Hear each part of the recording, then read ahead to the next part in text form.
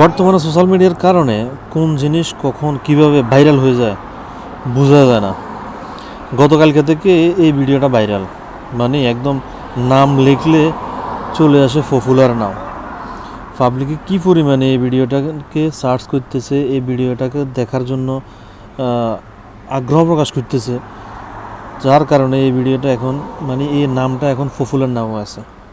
কী পরিমাণে খোঁজ করতেছে ফেসবুকের ভিতরে দেখেন, শুধু নামটা লিখে দিলে পপুলার নাও চলে আসে নিচে দিয়ে।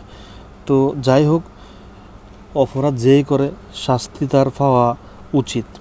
হয়তো সে কোনো অপরাধ করছে যার জন্য তাকে শাস্তিস্বরূপ একটা জিনিস দিছে, আর এই জিনিসটা কেউ না কেউ ভিডিও করে সোশ্যাল মিডিয়াতে ছাড়িয়ে দিছে, যার কারণে এখন সোশ্যাল মিডিয়া একদম পপুলার না হয়ে গেছে তার নামটা।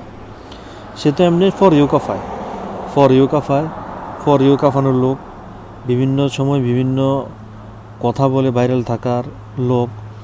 মাঝে মাঝে আরও 1-2 বছর আগে মুসলমানদেরকে কটূক্তি করিও কথা বলছিল, ইমামদেরকে। সে এরকম লোক। তো এটা নতুন কিছু না, সে ভাইরালে থাকার তার একটা নেশা।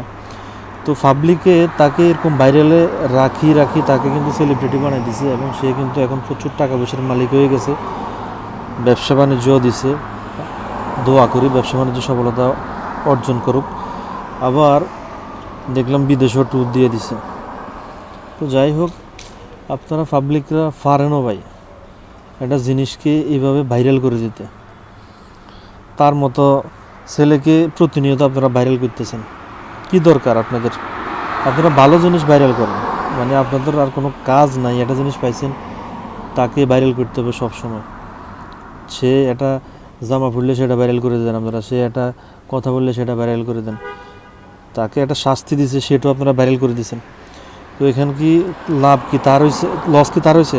তার কিন্তু লসও নেই, তার কিন্তু লাভ হয়েছে। তার এখন সব কিছু পপুলারিটি বাড়ে গেছে, সে এখন পপুলার হয়ে গেছে। এটা কিন্তু বোঝার বিষয়, আপনারা তো বুঝেন না। এখন কত হয়েছে, আপনারা ভাইরাল করেন না, সমস্যা নেই, ভালো জিনিসকে ভাইরাল করেন। এসব জিনিসকে ভাইরাল করে লাভটা কি? সে তো তার পজিশন গড়ে নিছে। যারা ভালো ভিডিও বানায় তাদেরকে আপনারা ভাইরাল করেন, যারা সুন্দর সুন্দর কন্টেন্ট বানায় তাদেরকে আপনারা ভাইরাল করেন, অথবা যারা ভালো ভালো উপদেশমূলক কথা বলে তাদেরকে ভাইরাল করেন, অথবা যারা যুক্তিসঙ্গত কথা বলে তাদেরকে আপনারা ভাইরাল করেন। সেটা তো করবেন না। আপনারা আছেন শুধু অ্যালেক্স সবুজের নিয়ে, প্রিন্স মামুনের নিয়ে, এরকম আরও কিছু কিছু আছে না যারা বউ ব্যবসায়ী আছে তাদেরকে নিয়ে। তো আপনারা যারা সাধারণ পাবলিক আছেন, আপনারা কবে জানি বুঝবেন ভালো জিনিসটা, সেটাই বুঝি না।